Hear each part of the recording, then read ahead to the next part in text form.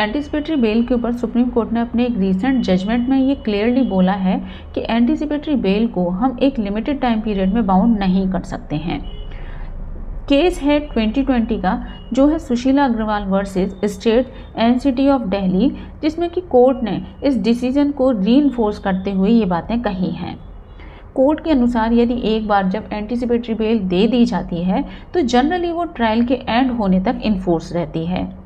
अब supreme court के judgement के कुछ हाईलाइटेड पॉइंट्स को भी देख लेते हैं, जिसमें सबसे पहला पॉइंट आता है no restriction on time limitation. Court ने ये कहा कि एंटीसिपेटरी बेल को हम चार्जशीट फाइल होने या फिर समन्स इशू होने तक बाउंड नहीं कर सकते हैं।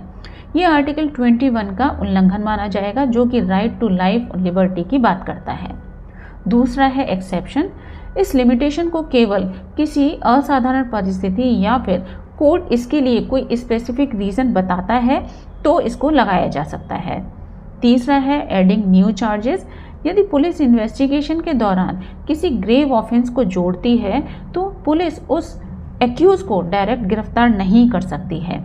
इसके लिए पुलिस को उस कोर्ट में गिरफ्तारी की परमिशन लेनी होगी जिसने उसको बेल दी है।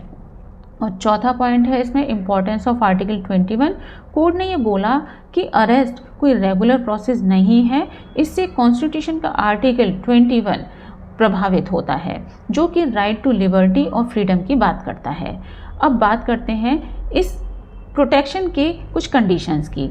कोर्ट ने बताया है कि इस एंटीसिपेटरी बेल पर कोई टाइम बाउंडेशन की रेस्ट्रिक्शन नहीं है, लेकिन इसको बेनिफिट लेने के लिए कुछ कंडीशंस की फुलफिल करना पड़ेगा, जिसमें कि सबसे पहली कंडीशन आती है वो है पुलिस के इंटेरोगेशन में कॉपरेशन करना। दूसरा है एक्यूज किसी विटनेस या एविडेंस को टेम्पर नहीं कर सकता। और तीसरा है विदाउट कोर्ट की परमिशन वो देश को छोड़कर नहीं जा सकता।